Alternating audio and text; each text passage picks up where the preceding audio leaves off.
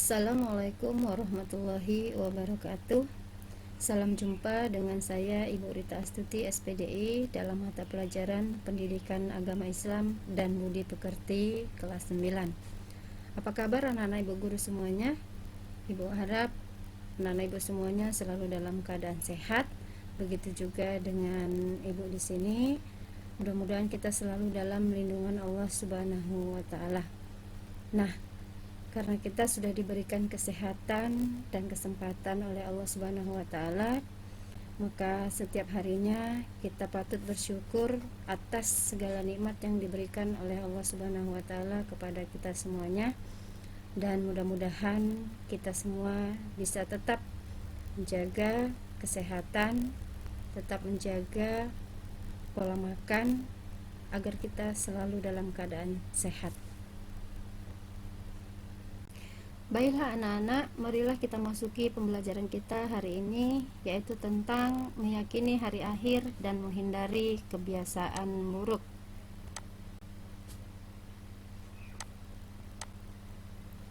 Nah, mari kita simak sama-sama apa sih sebenarnya hari akhir itu. Nah, hari akhir adalah hari di mana berakhirnya kehidupan dunia dan hancurnya alam semesta beserta isinya. Ketika hari akhir tiba, maka bumi ini akan diguncangkan oleh Allah sedahsyat-dahsyatnya, sehingga bumi ini akan hancur bagai debu yang berterbangan. Ketika hari akhir tiba, maka tidak ada lagi makhluk hidup yang tersisa di muka bumi. Semuanya hancur, dan yang tetap kekal hanyalah zat Allah Subhanahu wa ta'ala. Hari akhir tiba ditandai dengan tiupan terompet sangkakala oleh malaikat Israfil. Ketika tiupan terompet sangkakala yang pertama berbunyi, maka alam semesta ini akan diguncangkan oleh Allah, dan di saat itulah manusia akan merasa panik lalu berusaha menyelamatkan dirinya masing-masing. Kiamat terbagi menjadi dua, yaitu kiamat sugro dan kiamat kubro. Apakah kiamat sugro itu? Nah, kiamat sugro artinya kiamat kecil, yaitu berakhirnya kehidupan suatu makhluk baik secara kelompok ataupun individu. Contohnya, kematian seseorang dan bencana seperti gempa bumi dan tsunami. Kemudian, apa sih itu kiamat kubro? Kiamat kubro disebut dengan kiamat besar. Artinya, berakhirnya kehidupan seluruh makhluk yang ada di dunia ini. Tidak ada lagi yang tersisa dan semuanya hancur seperti debu yang berterbangan. Tidak ada yang mengetahui kapan datangnya hari kiamat atau hari akhir. Bahkan para malaikat dan rasul pun tidak ada yang mengetahuinya. Yang mengetahuinya hanyalah zat Allah Subhanahu wa ta'ala. Contoh kiamat kubro adalah kehancuran seluruh alam semesta beserta isinya. Nah, mari kita lihat bersama-sama apa-apa saja sih tanda-tanda hari kiamat sugro itu. Nah, yang pertama, terjadinya pembunuhan di mana-mana. Orang baik senantiasa berkurang, orang jahat senantiasa bertambah. Adanya pria menyerupai wanita dan sebaliknya. Sering terjadi bencana alam dan munculnya gaya hidup mewah di kalangan umat Islam. Nah, anak-anak, inilah yang merupakan tanda-tanda hari kiamat sugro. Nah, anak-anak bu guru semua, setelah tanda-tanda kiamat sugro, mari kita lihat tentang tanda-tanda kiamat kubro. Nah, apa-apa saja sih yang merupakan tanda-tanda kiamat kubro itu? Nah, yang pertama, rusaknya Ka'bah di kota Mekah dengan sendirinya, matahari terbit dari arah barat, lenyapnya Al-Quran dari mushaf dan hati manusia, munculnya binatang ajaib dan dapat berbicara dengan manusia, serta keluarnya Dajjal yang melanglang buana mencari teman. Nah, inilah yang merupakan tanda-tanda hari kiamat kubro. Dan ibu rasa masih banyak lagi ya yang merupakan tanda-tanda kiamat kubro. Nah, itu bisa kamu cari sendiri nanti melalui media-media pembelajaran yang lain. Setelah kita pelajari tanda-tanda hari kiamat sugro dan kubro, mari kita lihat dan kita pelajari tentang nama-nama lain dari hari akhir.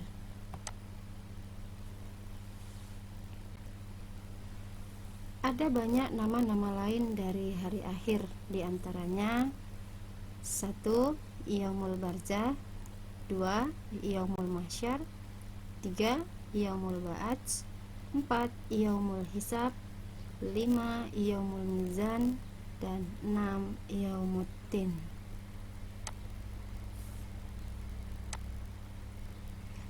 Mari kita artikan atau kita lihat arti dari satu persatu nama-nama lain dari hari akhir tersebut.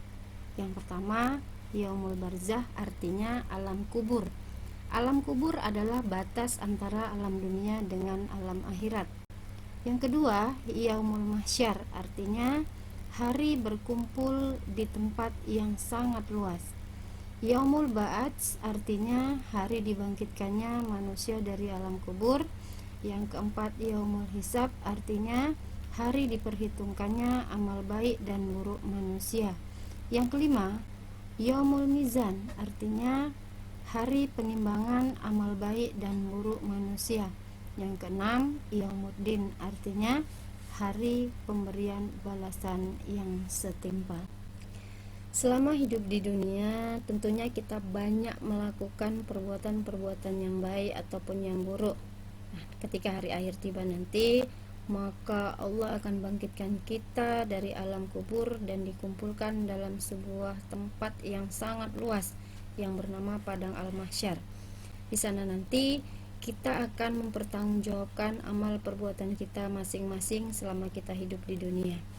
Dan di sana juga nanti Allah akan menghitung dan menimbang amal baik dan buruk manusia yang selama manusia lakukan selama hidup di dunia.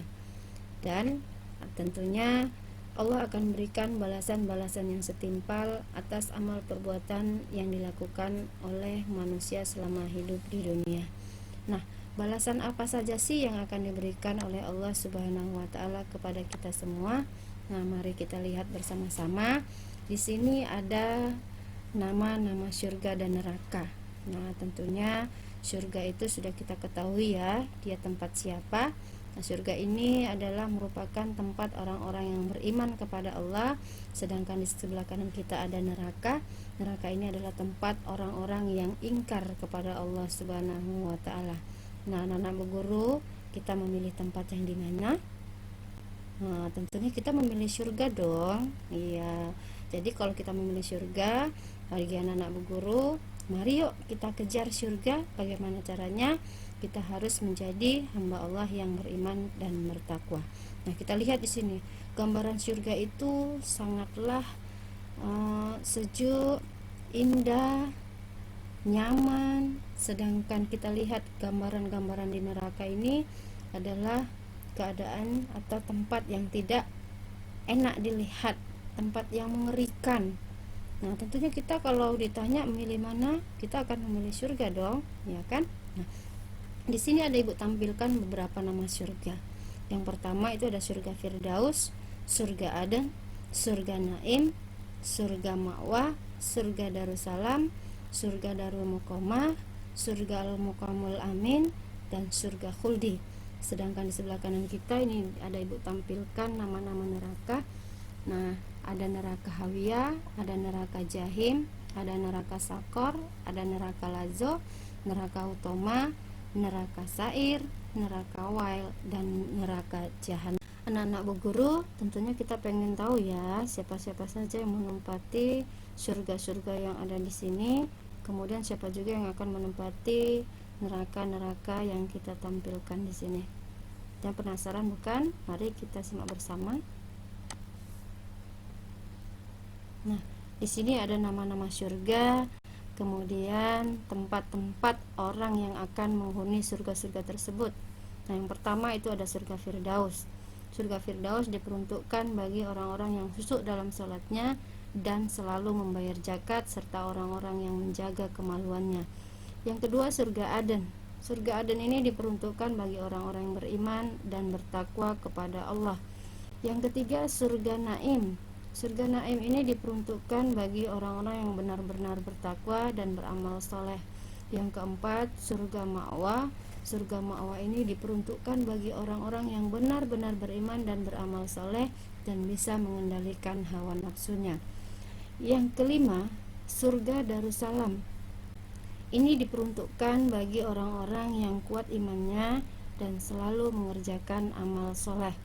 Yang keenam, surga Darul Muqamah diperuntukkan bagi orang-orang yang melakukan banyak kebaikan. Yang ketujuh, surga Muqamul Amin. Ini diperuntukkan bagi orang-orang yang benar-benar beriman.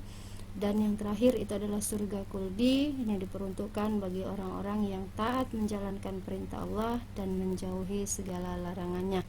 Nah, di samping itu kita juga akan melihat penghuni-penghuni neraka. Nah, di sini ada nama-nama neraka. Yang pertama ada neraka Hawiyah. Ini diperuntukkan bagi orang-orang yang ringan timbangannya. Yang kedua ada neraka Jahim. Ini diperuntukkan bagi orang-orang musyrik atau orang-orang yang menyekutukan Allah.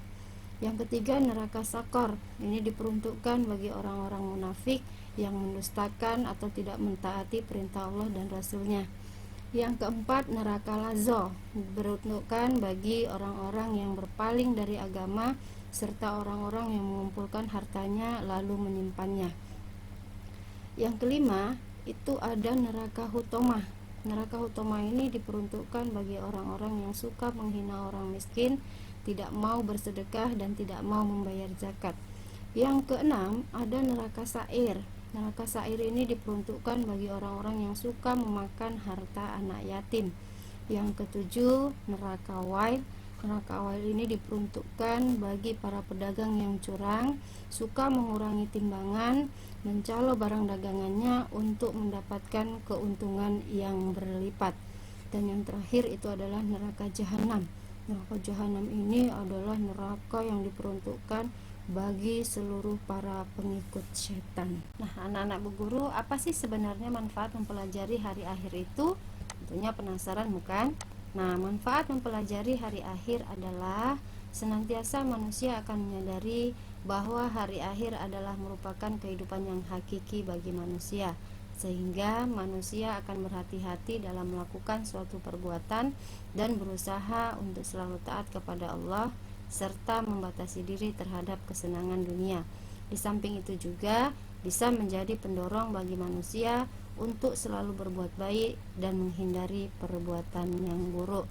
Nah, demikianlah anak-anak Bu Guru pembelajaran kita pada hari ini. Sampai jumpa kembali pada pembelajaran berikutnya dengan Bu Guru, Ibu Guru Rita Astuti dalam materi PAI. Assalamualaikum warahmatullahi wabarakatuh.